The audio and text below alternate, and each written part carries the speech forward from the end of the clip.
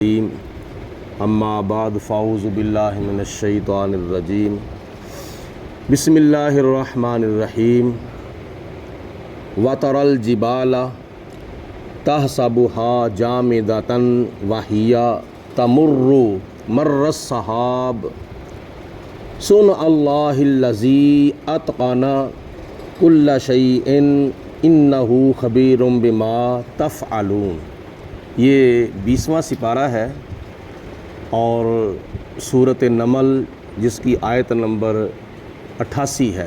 اس میں اللہ پاک کی ذات نے قیامت کے ابتدائی مراحل میں سے ایک مرحلہ بیان فرمایا ہے۔ قیامت کے اوپر ہمارا تمہارا تمام مسلمانوں کا یقین ہے کہ اللہ پاک کی ذات نے ایک دن مقرر کیا ہے، اور حضور علیہ الصلوۃ والسلام نے بھی قیامت کی کچھ علامات صغریٰ بیان فرمائی ہیں، کچھ علامات کبریٰ بیان فرمائی ہیں۔ تو وہ علامات قیامت جو ہیں وہ ظاہر ہو رہی ہیں، اور مسلمان کو یقین کرنا چاہیے کہ قیامت آنی ہے۔ اور حضور علیہ الصلوۃ والسلام نے فرمایا کہ میرے بعد قیامت کو ایسے سمجھو جیسے ایک انگلی کے بعد دوسری انگلی ہوتی ہے۔ اور ایک حدیث پاک میں آتا ہے، حضور فرماتے ہیں کہ میرے بعد قیامت کو ایسے سمجھو جیسے ظہر کی نماز کے بعد عصر کی نماز آتی ہے۔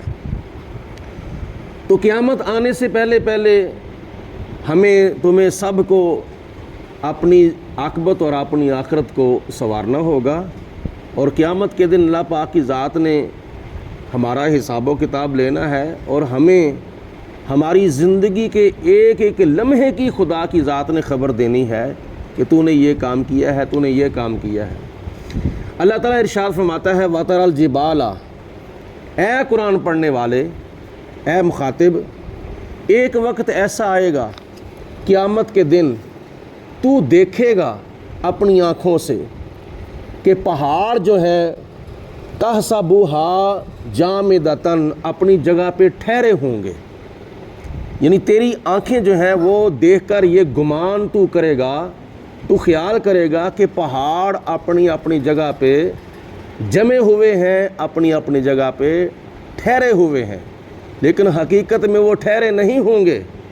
یہ تیری نظر جو ہے وہ دیکھ کر تیرے دل میں خیال یہ پیدا ہوگا کہ پہاڑ اپنی جگہ پہ ٹھہرے ہوئے ہیں، لیکن اللہ پاک کی ذات فرماتی ہے وَهِيَ تَمُرُّ مَرَّ السَّحَابِ، اور وہ پہاڑ چل رہے ہوں گے۔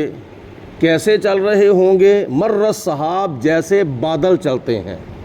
بادلوں کو بندہ دیکھے، جب بارش کا موسم ہوتا ہے تو اس وقت بادل جو ہیں وہ ایک جگہ پہ ہمیں ٹھہرے ہوئے نظر آتے ہیں، لیکن حقیقت میں بادل ایک جگہ پہ نہیں ٹھہرے ہوتے۔ وہ پہاڑ، وہ جو بادل ہوتے ہیں وہ ہوا کی رفتار کے مطابق چل رہے ہوتے ہیں۔ ہوا کی کتنی رفتار ہوتی ہے؟ کیونکہ ہوا جو ہے وہ پہاڑوں کو بادلوں کو اڑا کے لے جا رہی ہوتی ہے۔ مشرق کی طرف سے ہوا جو ہے وہ بادلوں کو مغرب کی طرف کر دیتی ہے، اور شمال کی طرف سے بادلوں کی طرف کر دیتی ہے، یعنی اڑا کے لے کے جا رہی ہوتی ہے۔ زمین کے اوپر کھڑے ہونے والے انسان جب بادلوں کو دیکھتے ہیں تو کہتے ہیں کہ یہ بادل جو ہیں یہ تو اپنی جگہ کے اوپر ٹھہرے ہوئے ہیں، لیکن حقیقت میں ان کی سپیڈ، ان کی رفتار اتنی تیز ہوتی ہے کہ وہ ہوا کی رفتار کے مطابق پہاڑ جو ہے وہ دائیں بائیں آگے پیچھے جا آ رہے ہوتے ہیں۔ تو اللہ تعالیٰ فرماتا ہے جب قیامت کا دن آئے گا تم اپنی آنکھوں سے دیکھو گے پہاڑ اپنی جگہ پہ ٹھہرے ہوئے ہیں، لیکن حقیقت میں پہاڑ اپنی جگہ پہ ٹھہرے ہوئے نہیں ہوں گے، وہ تو ایسے اڑ رہے ہوں گے جیسے ہوا بادلوں کو اڑا کے لے جا رہی ہوتی ہے۔ اتنے وزنی پہاڑ، اتنے لمبے پہاڑ، اتنے چوڑے پہاڑ، اتنے اونچے پہاڑ، میلوں کے لحاظ سے لمبے پہاڑ ہوتے ہیں، میلوں کے لحاظ سے چوڑے پہاڑ ہوتے ہیں، اور کئی بلندیاں ان کی یعنی اتنی ہوتی ہیں کہ کئی میلوں کے لحاظ سے پہاڑ جو ہے وہ بلند ہوتے ہیں، لیکن جب قیامت آئے گی تو پہاڑ جو ہے وہ ایسے چل رہے ہوں گے، ایسے اڑ رہے ہوں گے جیسے ہوا بارش کے موسم میں ہوا جو ہے وہ پہاڑوں کو اڑا کے لے جا رہی ہوتی ہے۔ یہ قیامت کے مراحل میں سے ایک مرحلہ اللہ پاک نے بیان فرمایا ہے، یہ قیامت کے منظروں میں سے ایک منظر ہے، یہ قیامت کے احوال میں سے ایک حال ہے۔ اللہ پاک آگے ارشاد فرماتا ہے سن اللہ، یہ اللہ تعالیٰ کی کاریگری ہے۔ یہ دنیا کے لحاظ سے خدا تعالیٰ نے فرمایا کہ دنیا کے اندر جب تم دیکھتے ہو کہ ہمارے لیے اللہ پاک کی ذات نے کیا کیا پیدا کیا ہے، زمین پیدا کی ہے، آسمان پیدا کیا ہے، پانی پیدا کیا ہے، ہوا پیدا کی ہے، بڑی بڑی چیزیں اللہ پاک کی ذات نے پیدا کی ہیں ہمارے لیے۔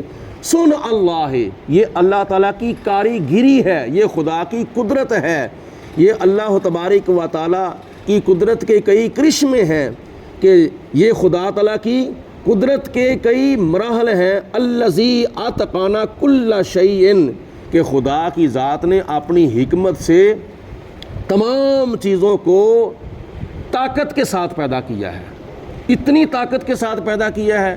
یہ زمین ہے، اس کے اوپر کتنے پہاڑ ہیں، یہ زمین ہے اس کے اوپر کتنے درخت ہیں، یہ زمین ہے اس کے اوپر کتنے انسان ہیں، یہ زمین ہے اس کے اوپر کتنے محل ہیں، یہ زمین ہے اس کے اوپر کتنی چیزیں اللہ پاک کی ذات نے پیدا کی ہیں۔ لیکن زمین کے اندر طاقت کتنی ہے، تمام چیزوں کے وزنوں کو اس زمین نے اٹھایا ہوا ہے۔ اور آسمان کو خدا تعالیٰ نے پیدا کیا ہے، یہ ہزاروں صدیوں سے آسمان کو پیدا کیا ہے، لاکھوں صدیوں سے۔ اللہ بہتر جانتا ہے یا اللہ کی عطا سے اللہ کے رسول جانتے ہیں کہ آسمانوں کو خدا تعالیٰ نے کب پیدا کیا ہے، اور آسمان کو پیدا کر کے پھر اس کے نیچے کسی سپورٹ کی ضرورت نہیں آئی، کسی ٹیکی کی ضرورت نہیں آئی، کسی پلر کی، کسی تھم کی ضرورت پیش نہیں آئی۔ بغیر پلروں کے، بغیر تھموں کے، بغیر اپنا سپورٹوں کے آسمان جو ہے وہ ہزاروں صدیاں بیت چکی ہیں، آسمان کھڑا ہوا ہے، اور کسی آسمان کو کسی جگہ پر آج تک مرمت کی ضرورت پیش نہیں آئی۔ یہ اللہ تعالیٰ کی کاریگری ہے۔ ہوا کو خدا تعالیٰ نے پیدا کیا ہے، مشرق سے لے کر مغرب تک، شمال سے لے کر جنوب تک ہوا کو پیدا کیا ہے، اور اس ہوا سے اس وقت پوری دنیا کے اندر تقریباً 8 ارب لوگ جو ہیں وہ سانس لے رہے ہیں، لیکن ہوا کے اندر کوئی کمی نہیں آ رہی۔ اور انسانوں کے علاوہ اربوں کی تعداد میں اللہ پاک کی ذات نے حیوانوں کو پیدا کیا ہے، پرندوں کو پیدا کیا ہے، اور کئی جانداروں کو پیدا کیا ہے، حشرات الارض کو پیدا کیا ہے۔ وہ سانس لے رہے ہیں لیکن ہوا کے اندر کوئی کمی نہیں آ رہی۔ اللہ پاک نے پانی پیدا کیا ہے، کتنے لوگ پانی پی رہے ہیں، روزانہ کی بنیاد پر پانی کتنا استعمال ہوتا ہے۔ درندے بھی پانی استعمال کرتے ہیں، پرندے بھی پانی استعمال کرتے ہیں، انسان بھی، حیوان بھی، کئی جاندار جو ہے وہ پانی استعمال کرتے ہیں، لیکن پانی کے اندر کوئی کمی نہیں آ رہی۔ سن اللہ، یہ اللہ تعالیٰ کی ذات بابرکات کی کاریگری ہے۔ خدا تعالیٰ کی ذات نے الذی اتقن کل شیء، ہر چیز کو اپنی حکمت کے مطابق طاقتور پیدا کیا ہے، وافر مقدار میں پیدا کیا ہے۔ انہ خبیر بما تفعلون، بے شک اللہ تعالیٰ ان تمام کاموں کی خبر رکھنے والا ہے جو کام تم کرتے ہو۔